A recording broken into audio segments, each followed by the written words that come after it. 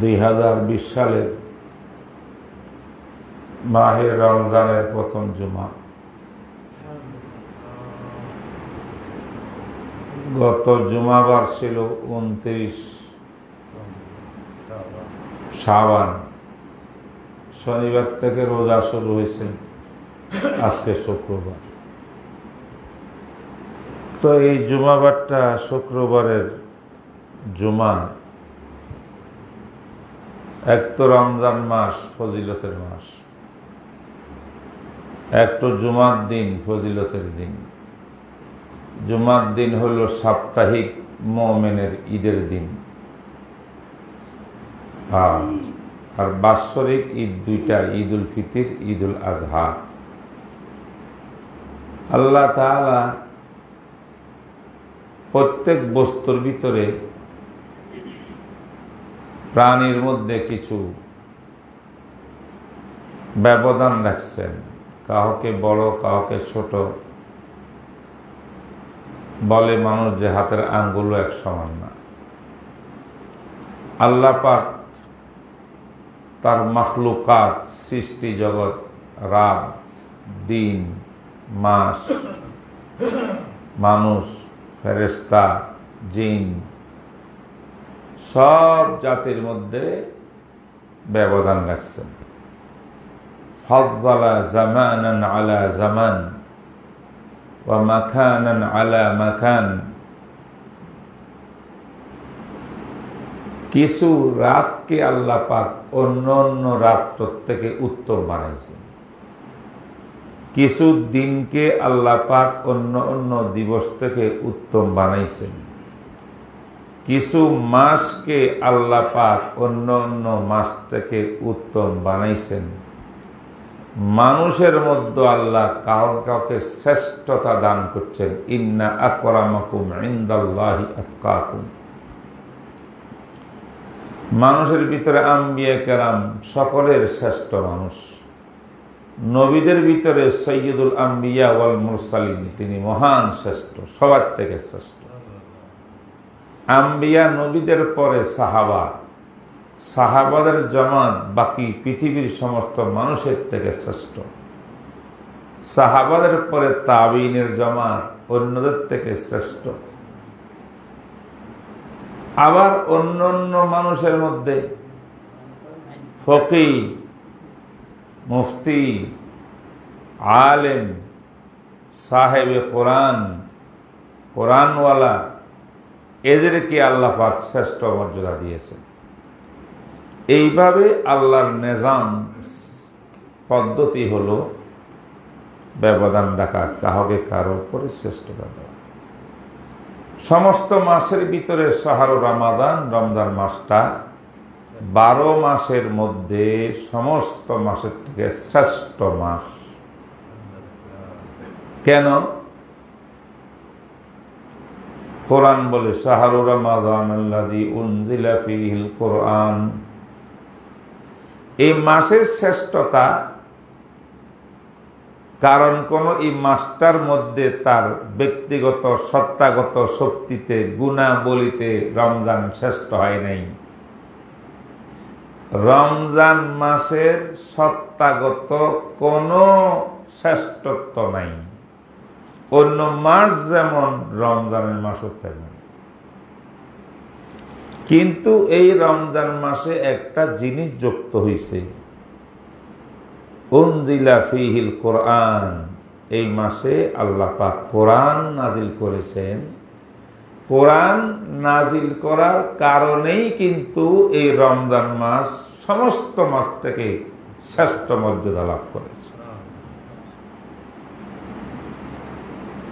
এই কোরআন শরীফ যদি রজব মাসে নাজিল হইত, 12 মাসের মধ্যে রজব থাকতো সর্বশ্রেষ্ঠ মাস। বোঝা গেল মাসের কোন ব্যক্তিগত ফজিলত নাই। এই শ্রেষ্ঠত্ব মর্যাদা এই মাসের মধ্যে আসলো কোত্থেকে? বলেন, কোরআনে পাকের থেকে। কোরআন শ্রেষ্ঠ, তাই যেই মাসে কোরআন নাজিল হয়েছে সেই মাসটাও শ্রেষ্ঠ। ইন্না আনজালনাহু ফি লাইলাতিল কদর, হাজার মাস থেকে লাইলাতুল কদর একটি রাত শ্রেষ্ঠ। কেন? এই রাত্রে কোরআন নাযিল হয়েছে। মর্যাদা কোরআনের কারণে, রমজান মাসের মর্যাদা কোরআনের কারণে, একজন হাফেজে কোরআনের মর্যাদা কোরআনের কারণে, আলেমে কোরআনের মর্যাদা কোরআনের কারণে। কোরআন শরীফ যেখানে যেখানে লাগছে সেই জিনিসটাকে সবচাইতে মর্যাদাপূর্ণ করে দিচ্ছে। তাহলে আজকে আমাদের পুরো আলোচনার বিষয় এটা আসলো, রমজানের শ্রেষ্ঠত্বের কারণ কি ভাই? কোরআন। কি বল? রমজানের শ্রেষ্ঠত্বের কারণ কি ভাই? কোরআন। কি বলেন? তাহলে এই কোরআন যদি আমরা রমজান মাসে, জীবনের যে কোনো মাসে, যে কোনো দিনে কোরআন বেশি বেশি করে পড়ি, কোরআন মতো আমল করি, জীবন চালাই, কোরআনকে নিজের জীবনের সম্বল মানি, কোরআনে কারীমকে আমার পাথেয় মানি জীবন চলার, তাহলে নিঃসন্দেহে আপনি হবেন মুত্তাকি। আর ইন্না আকরামাকুম ইনদাল্লাহি আতকাকুম, আপনি হবেন জাতির শ্রেষ্ঠ সন্তান। আজকে জাতির শ্রেষ্ঠ সন্তান নিয়ে কত আলোচনা, রাজনৈতিক আলোচনা, শ্রেষ্ঠ মর্যাদা কার, জাতির পিতা কে, এই কে সেই কে। আমার আল্লাহ কয় আমার কাছে জাতির পিতা বলতে কিছু নাই, একজন জাতির পিতা আছে, ইনি হলেন আদম আলাইহিস সালাম। শ্রেষ্ঠত্বের মর্যাদা যদি চাও, আমার কাছে মানব জাতির মধ্যে, নবীদের পরে উম্মতের মধ্যে আমার কাছে শ্রেষ্ঠ মর্যাদা ইন্না আকরামাকুম ইনদাল্লাহি আতকাকুম, তাকওয়ার বিচারে হবে শ্রেষ্ঠত্বের মাপকাঠি। যিনি যত বড় মুত্তাকি তিনি তত বড় মর্যাদাপূর্ণ। তাকওয়া যার মধ্যে আছে সেই মর্যাদাপূর্ণ। তাকওয়া আসার ব্যবস্থা কোরআন মতো আমল করা। যার জীবনে কোরআন আছে তার মধ্যে তাকওয়া আছে, যার মধ্যে তাকওয়া আছে সেই ব্যক্তি হবে সবচেয়ে শ্রেষ্ঠ মর্যাদার দিকে।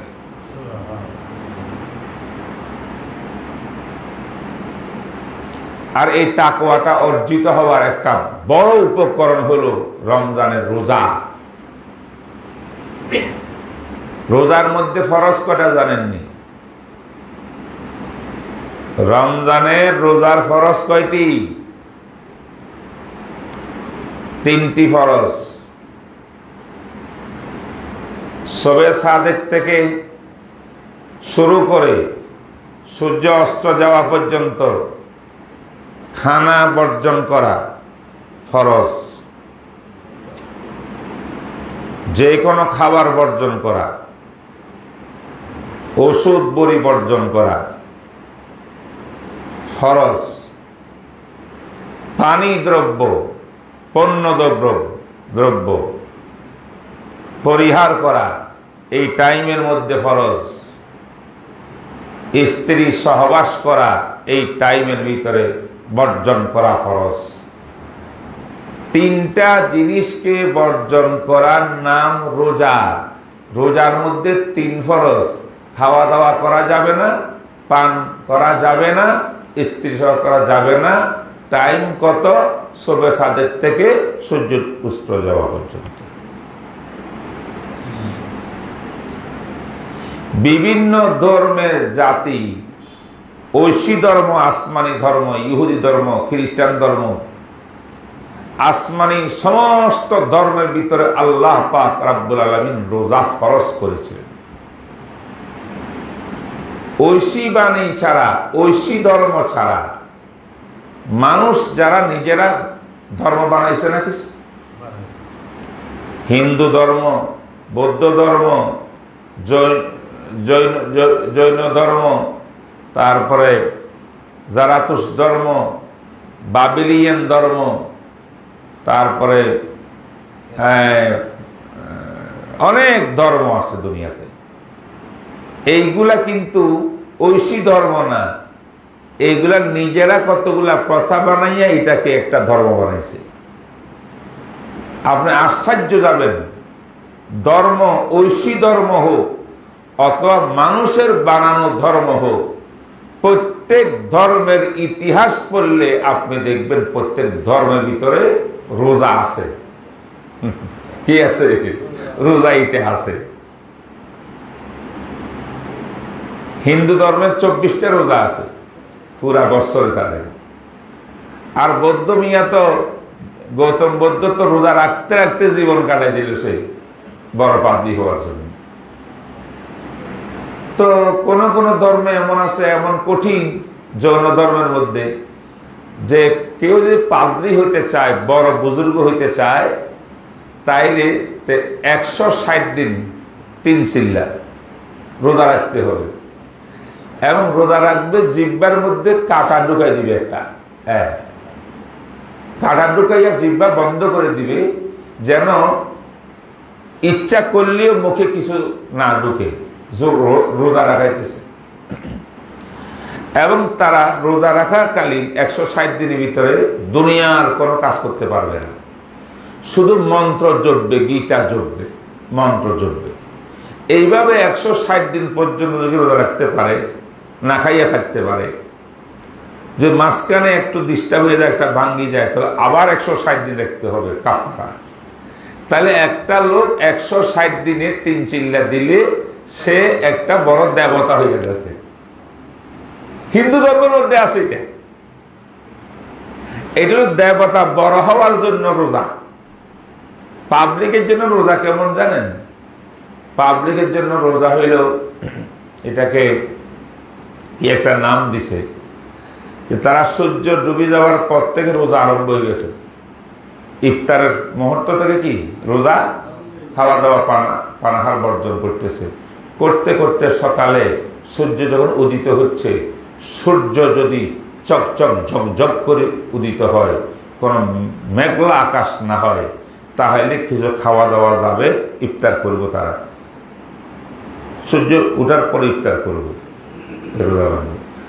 আর যদি সূর্য দেখা যায় জল জল উজ্জ্বল করতেছে না, তাইলে আর খাওয়া দাওয়া যাবে না, এ রোজা কন্টিনিউ হবে। যেটা মাগরিবের সময় শুরু হয়েছিল, দিনের মধ্যে এটা কন্টিনিউ করবে, রাতও যাবে। তারপরের দিন সূর্যের অবস্থা দেখিয়া তারপরে সিদ্ধান্ত হবে। কথা হইল বিস্তারিত। আমি, আমার একটা বই আছে, হাকামে রমাদান, এই বইয়ের ভিতরে সব বৃত্তান্ত লিখে দিয়েছি, সেখানে কোন ধর্মে রোজা কেমন সব লেখা আছে। তো কথা বলছিলাম, এই কথা সমস্ত ধর্মের ভিতরে, মানে মানুষের গড়া ধর্ম হোক, আল্লাহ দেয়া ধর্ম হোক, প্রত্যেক ধর্মের ভিতরে রোজা কেন, রোজা সাধনা, সিয়াম সাধনা কেন করলো, এর পিছনে বিরাট একটা রহস্য আছে। সেই রহস্যটা হলো আজকে সিয়াম সাধনার রহস্য। আজকে আমরা বুঝি না এগুলা, যা করতেছি এমনি দেখা দেখি মানুষের মধ্যে করতেছি, বুঝ আসে নাই এখন আমাদের। সিয়াম সাধনার রহস্য কি? আমার আল্লাহ বলেন, আমি মানুষকে বানাইছি দুটা পার্ট দিয়া। একটা তার দৈহিক চাহিদা, দেহ আছে, আর একটা তার রূহ, আত্মা, আত্মার চাহিদা। মানুষ দেহ আত্মা দুইটা দিয়ে বানাইছি আমি। দেহের কিছু চাহিদা আছে, আত্মার রূহেরও কিছু চাহিদা আছে। বুঝতে পারছেন?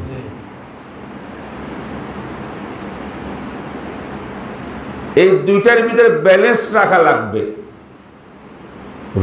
রূহকে গাযা দিতে হবে, আল্লাহর গোলামি ইবাদত করার মাধ্যমে রূহে খাদ্য পায়।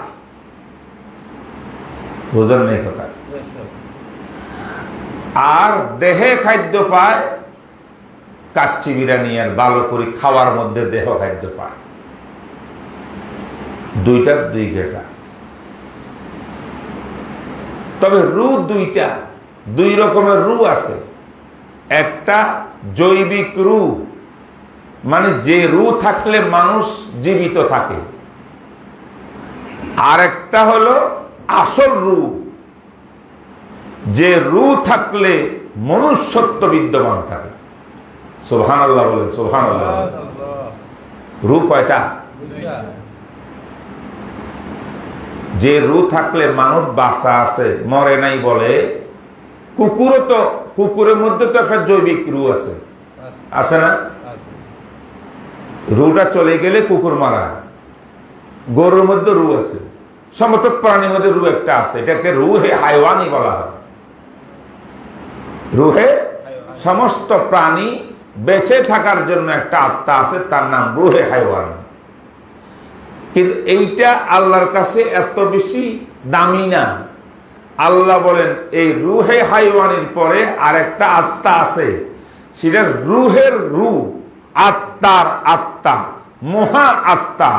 সেই আত্মা হলো সেই রূহের বিবেক বুদ্ধির মধ্যে আল্লাহর গোলামি ছাড়া শিরিক নাই, কুফরি নাই, গুনাহ নাই, অপরাধ নাই। সব অপরাধ থেকে মুক্ত হইয়া আল্লাহর খাঁটি বান্দা হইয়া জীবন যাপন করার মতো মানসিকতা দিয়ে রূহের দ্বারা সৃষ্টি হয়। সেই রূহের নাম হইল রূহে ইনসানী, মানবিক আত্মা। সে মানুষ। কথাটা ক্লিয়ার হয়েছে আপনাদের কাছে? না কষ্ট হইতেছে বুঝতে? আজকে দুনিয়াতে যত কাফেরেরা আছে অমুসলিম, সবচেয়ে বড় দুনিয়ার বিচারে আমাদের ট্রাম্প সাহেব, আমেরিকার প্রেসিডেন্ট, তার মধ্যে রূহ আছে না? সে সাংবাদিক সম্মেলন করতেছে না, হাঁটাচলা করতেছে না? এটা রূহে হায়ওয়ানি, এটা হলো মানুষ বাঁচার রূহ। কিন্তু সে কি আল্লাহর বিধান পালন করে? আল্লাহর একত্ববাদের প্রতি বিশ্বাস করে? কোরআনকে বিশ্বাস করে? নাকি মুসলমানের বিরুদ্ধে আরো অত্যাচার করে? আমাদের মিস্টার মোদি সাহেব আছেন ভারতের প্রধানমন্ত্রী,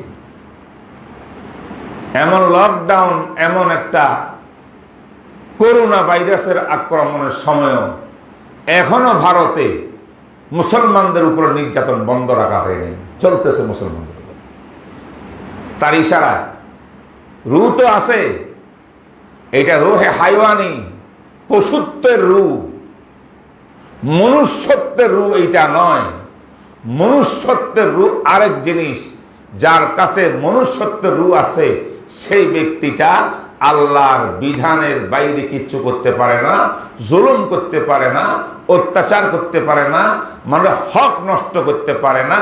এটা হলো রূহে ইনসান। তামাম কাফের মুশরিক বদ্দিন বেদিন যারা আল্লাহ রসুল মানে না, তারা একটা রূহ দিয়া জীবিত। এই রূহ নাম রূহে হায়ওয়ানি। এই রূহের অর্থ হইল পশুত্বের রূহ। আল্লাহ পাক আর একটা মহান রূহ দিয়েছেন, মানবতার রূহ, মনুষ্যত্বের রূহ। এইটা বড় দামি রূহ। এই রূহটা যাকে দিছে সেই ব্যক্তি অন্যায় করতে পারে না, জুলুম করতে পারে না। আমার আল্লাহ বলেন এই রূহের একটা খাদ্য আছে, দেহের আরেকটা খাদ্য আছে।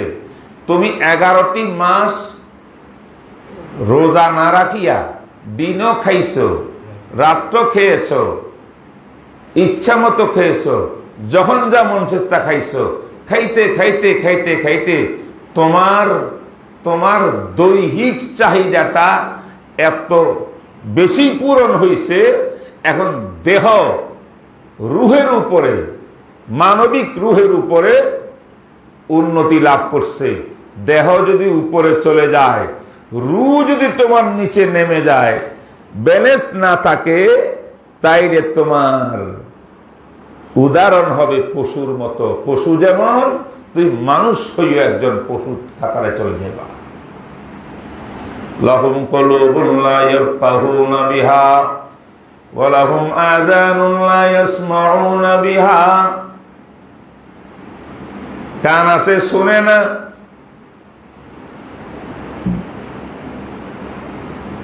ব্রেনে বুঝে না। উলাইকা কাল আনআম, তারা পশুত্বের মতো। বালহুম আদাল, পশুর থেকে নিকৃষ্ট। কেন? তার দেহ বাড়ি গেছে, রূহের মর্যাদা কমে গেছে তার দেহের মধ্যে। সে এখন আর কিছু মানে না, জুলুম করে, পশু যাহা করে এই লোকটা তাহা করে। কারণ খানা জায়েজ না জায়েজ, হালাল হারাম, দিনে রাত্রে ইচ্ছা মতো খাইছে। খায়া খায়া খায়া খায়া দেহকে শক্তিশালী করছে, রুহকে খোরাক দেয় নাই, রুহকে মেরে ফেলছে। সেই জন্য সে পশুত্বের কাতারে, পশুর থেকে নিকৃষ্ট হয়ে গেছে। বুঝেন না? আমার আল্লাহ মেহেরবানি করিয়া কয়, বাধ্যতামূলক 12 মাসের 1 মাস আমি রোজার জন্য বরাদ্দ করছি। সুবহানাল্লাহ। ইয়া আইয়ুহাল্লাযীনা আমানু কুতিবা আলাইকুমুস সিয়াম কামা কুতিবা আলাল্লাযীনা মিন ক্বাবলিকুম লাআল্লাকুম তাত্তাকুন। 1 মাস রোজা রেখে দেহের খাদ্যকে বন্ধ করো সীমিত টাইমের জন্য, সবে সাদেক থেকে সূর্য ডুবা পর্যন্ত। আর রাত্রে তারাবি পড়ো, কোরআন পড়ো, গুনাহ থেকে বাঁচো, তওবা করো, ইস্তেগফার করো, তাহাজ্জুদ পড়ো, আউয়াবিন পড়ো, দান খায়রাত করো, যাকাত আদায় করো, যত নেক কাজ আছে সব করো, কোরআন তেলাওয়াত করো, কিয়ামুল লাইল করো, দিনে রোজা রাখো। এটাই হলো তোমার মানবিক রূহের গেজা। এই খাদ্য দিয়া রূহকে যদি তেজ করতে পারো, তুমি আবার আল্লাহর গোলাম হিসাবে সোজা হইয়া দাঁড়াইতে পারবা। সুবহানাল্লাহ। এটার নাম কি?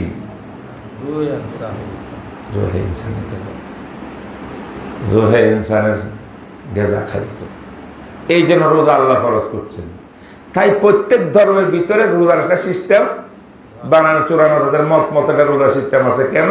তারাও বুঝে যে দেহের চাহিদা বাড়ি গেলে কিন্তু রুহের চাহিদা কমে গেলে সর্বনাশ হয়ে যাব। তাই প্রত্যেক ধর্মের রোজা রাখছে।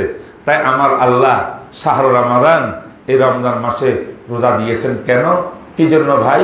যাতে আমার আর আপনার রুহে ইনসানি যেটা আছে এটা তেজ হয়, শক্তিশালী হয়। শক্তিশালী হইতে গেলে খাদ্য বর্জন করতে হবে সীমিত টাইমের সময়। আবার কোরআন দিয়ে ওষুধ দিতে হবে। রুহের মধ্যে কি কর না, রুহের মধ্যে ওই যে স্যালাইন দিতে হবে। অসুস্থ তো রুহ অসুস্থ হয়ে গেছে, অসুস্থ রোগীর খাওয়া দাওয়া কিচ্ছু নাই, এটাকে স্যালাইন দিয়া শক্তিশালী বাঁচায় রাখতে হবে। স্যালাইন হলো কোরআন তেলাওয়াত। কোরআন তেলাওয়াত দিয়া স্যালাইন দিয়া দিয়া শক্তিশালী করলে এবার রূহ আর কোরআন এক হইয়া গেলে আমার জীবন চলার পথ কোরআন হয়ে যাবে। ডানে গেলে কোরআন, বামে গেলে কোরআন, সামনে গেলে কোরআন, পিছনে গেলে কোরআন। আমার জীবনেই কোরআন মোতাবেক, আমার জীবন হবে কোরআন মোতাবেক। তাই আমি হব আল্লাহওয়ালা, আমি হব মুত্তাকি। আমার জন্য জান্নাত, আমার জন্য সমস্ত নিয়ামত আল্লাহ পাক বরাদ্দ করে রেখেছেন। আল্লাহ আমাদের সবকে কবুল করুন। আসলে কথাগুলা আরো আগের থেকে একটু বসি কথা বললে তাহলে আপনাদের জন্য বুঝাতে কষ্ট হলে একটু সময় লেগে গেল। দুইটা কথা আমাদের আরো আছে ঘোষণা।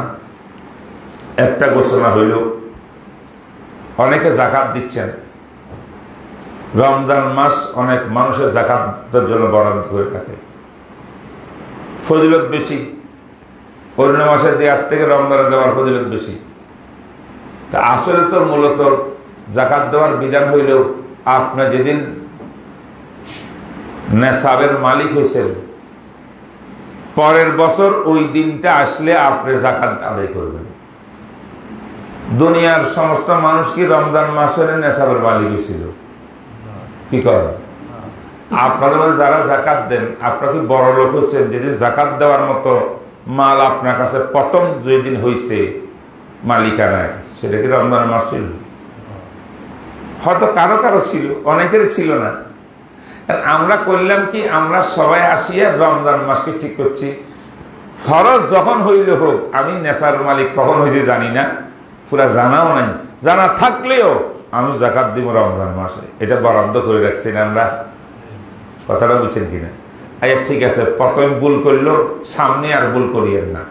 প্রত্যেক মুসলমানের জন্য কর্তব্য হইল নিজের জাকাতের একটা বছর নির্ধারণ করা, আর একটা দিন নির্ধারণ করা। ধরে নেন আমি রমজানের 10 তারিখ জাকাতের বছর আমার পূরণ হবে, আমি প্রত্যেক বছর 10 তারিখ আগে জাকাত হিসাব করব। দিলাম আস্তে আস্তে বা তখনই দিলাম, কিন্তু দেওয়াটা বড় জিনিসটা, হিসাব করতে হবে। হিসাবের জন্য, জাকাত হিসাবের জন্য বাৎসরিক একটা দিন নির্ধারণ করা, এটা অত্যন্ত জরুরি মুসলমানের জন্য। নাহলে কিন্তু জাকাত আদায় করা সম্ভব হবে না। আপনি মনে করেন আজকে 10 তারিখ ঠিক করছেন, এই 10 তারিখ আজকে প্রতি বছর আপনার 10 রমজান দিবেন, কেউ 12 রমজান, কেউ 15 রমজান। এই তারিখে আপনার মালিকানা যত সম্পত্তি আছে, জাকাতের সম্পদ 4টা। জাকাত দেওয়ার মতো সম্পদ কয়টা? স্বর্ণ, বলেন স্বর্ণ, রূপা, নগদ ক্যাশ টাকা, অথবা টাকা না, ওই টাকা যেটা ওই শেয়ার কাগজ আর কি, নোট,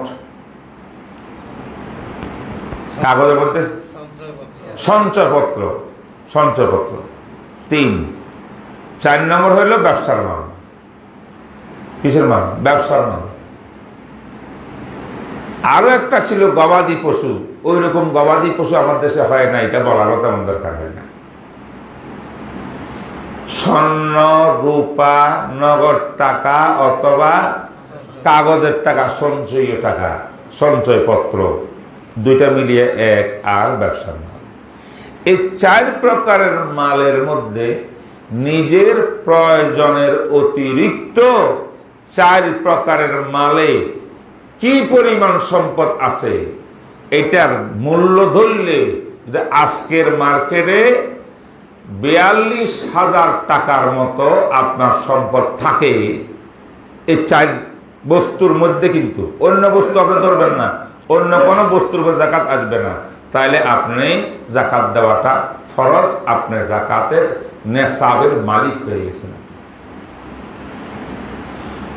এখানে কেউ কে 40,000 করছেন, আমার হিসাবে 42,500 হয়। 52.5 তোলা রূপা, বর্তমান মার্কেটে এটার দাম 1050 বিক্রি হয়। কিন্তু আপনার বিক্রির দামে না, হ্যাঁ, মানে বিক্রি হয় মানে দোকানদাররা বিক্রি করে। যদি আপনার দোকানদারের কাছে বিক্রি করতে যান, তখন দোকানদারে আমাকে 1050 টাকার মাল 800 টাকা দিতে কষ্ট হবে। তো ধরলাম 800 টাকা দেয়, এই 800 টাকা হবে প্রতি বড়ি। 52.5 তোলা, প্রতি তোলা 800 টাকা, যেটা আমি বিক্রি করলে পাইতাম। এই 800 টাকা 52.5 তোলা হইলে 42,500 টাকা আসে। এইটা হবে নেশাবে জাকাত। আমি কথাটা বুঝাতে পারছি কিনা? দেখুন, যে সমস্ত মহিলার কাছে শুধু স্বর্ণ আছে আর কিছুই নেই, টাকাও নাই, ব্যবসাও নাই, রূপাও নেই, সেই মহিলার জন্য কিন্তু 7.5 ভরি স্বর্ণ হওয়ার আগে কোনো জাকাত নেই। 7.5 ভরি 87 গ্রাম প্লাস 576 মিলিগ্রাম স্বর্ণ। যেই মহিলার কাছে শুধু রূপা আছে, স্বর্ণ নাই বেচারির কাছে, টাকাও নাই বেচারির কাছে, ব্যবসাও করে না, শুধু রূপা আছে, সেই মহিলার জন্য 52.5 তোলা রূপা পর্যন্ত থাকলে জাকাত ফরজ, নাইলে না। ঠিক আছে কথা? কিন্তু দুনিয়াতে এরকম মানুষ কম। মানুষের মধ্যে স্বর্ণ থাকে, রূপাও থাকে, কিছু টাকাও থাকে, এইটাও থাকে। মিক্সার মিক্সার আর মিক্সার, ঠিক না? যেখানে মিক্সার আছে, স্বর্ণ আছে এক বড়ি, কথার কথা, ওনার ব্যাংক ব্যালেন্স আছে 40,000 টাকা, এবং এক বড়ি স্বর্ণের দাম 40,000, আবার ব্যাংক ব্যালেন্স 40,000, 80,000 হয়ে গেছে না? তো কত আসলে জাকাত হয়? 42,500। তো ওনার তো 80,000 উপর হয়েছে। এই জন্য এক বড়ি স্বর্ণ থাকিয়া কিছু টাকা থাকলে তাতেও কিন্তু জাকাত খরচ হয়ে যাবে। আমি বলছি যদি কিচ্ছু না থাকে, শুধু স্বর্ণ থাকে, সেই ক্ষেত্রে 7.5 ভরির নিচে জাকাতে আসবে না। 7.5 ভরি কতগুলো টাকা? 740-এ 3 লাখের উপরে, 3 লাখের উপরে আপনার স্বর্ণ ধরলে, কথা বলছেন নি? আমরা অনেকে প্যাঁচ খাইয়া যাই এখানে, বাবা যদি পিওর স্বর্ণ থাকে আর কিছুই না থাকে, জাকাতের কিচ্ছু না থাকে, সেই ক্ষেত্রে 7.5 ভরি স্বর্ণ। রূপা যদি থাকে আর কিছুই না থাকে, সেই ক্ষেত্রে 52.5 তোলা স্বর্ণ। কিন্তু যদি মিক্সার থাকে, কিছু টাকা, কিছু স্বর্ণ, কিছু ব্যবসা, সব মিক্সার, মিক্সার হইলে তখন 7.5 ভরি স্বর্ণ দেখা হবে না, দেখতে হবে 52.5 তোলা রূপার দাম কত। এই পরিমাণ সম্পদ আপনার কাছে আছে কিনা, সে সম্পদটা 52.5 তোলা রূপা কত আসলো? 42,500। এই পরিমাণ আপনার কাছে আসলে সব মিলাইয়া, স্বর্ণ মিলান, রূপা মিলান, টাকা মিলান, বিজনেস ব্যবসার মাল মিলান, এত টাকা হইলে আপনার উপরে জাকাত ফরজ হইয়া যাবে, আপনার সাহেবের নেশাব। এই জন্য নেশাব কত পরিমাণ, এটা প্রতি বছর ঘোষণা করতে হয়, হিসাব করতে হয়। আমি কালকে রাত্রে হিসাব করে বের করেছি, এবং আমাদের আরো কয়েকজন বড় দেশের মুফতি সাহেবান তারা আমার সঙ্গে মত বিনিময় করছেন। তারা বলছেন 40,000, তো আমিও ঠিক আছে 40,000, কিন্তু আমার মনে হয় সাবধানতার জন্য 42,500 হইলে সবচেয়ে ভালো হয়। এটা হলো নেশাবের জাকাত।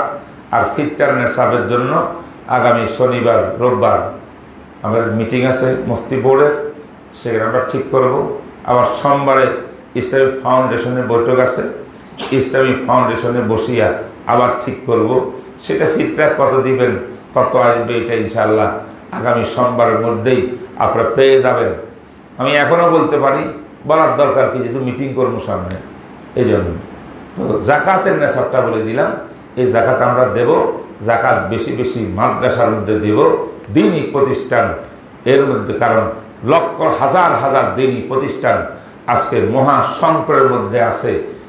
বাসা ভাড়া দিতে পারতেছে না, সার্ভিস চার্জ দিতে পারতেছে না, তারপরে এই শিক্ষকের বেতন দিতে পারতেছে না, হাফেজদের বেতন দিতে পারতেছে না, ছাত্ররা পড়াশোনা নাই, সব বন্ধ হয়ে গেছে আজকে 2 মাস। এখন যদি 2টা রাস্তা, এক তো প্রত্যেক ছেলের অভিভাবক যারা, তারা মাদ্রাসার মধ্যে পূর্ণাঙ্গ সহযোগিতা করতে হবে, নিজের খোরাকি দিয়া, বেতন দিয়া ছেলেকে পড়াইলে মাদ্রাসার ইনশাল্লাহ তেমন কিছু হবে না। আর 2 নম্বর হইল, সকল বন্ধু বান্ধব যারা আহলে মাল, আল্লাহ মাল সম্পদ দিছে, তারা বেশি বেশি করে জাকাত যদি আদায় করে, এবং গরিবদেরকে দিচ্ছে সবাই, সরকারও দিচ্ছে, কিন্তু এই ফান্ডে, গোরাবা ফান্ডের টাকা জাকাতের বেশি দিলে তাইলে ইনশাল্লাহ এই বর্তমান ক্ষতিটা কেটে যাবে বলে আমি বিশ্বাস করি। এই আহ্বান রাখি আমি আমার কথা শেষ করলাম। আখির দাওয়ানা আনিল হামদুলিল্লাহি রাব্বিল আলামিন ওয়া সাল্লাল্লাহু তাআলা আলা খায়রি মুহাম্মদ ওয়া আলিহি ওয়া সাহবিহি।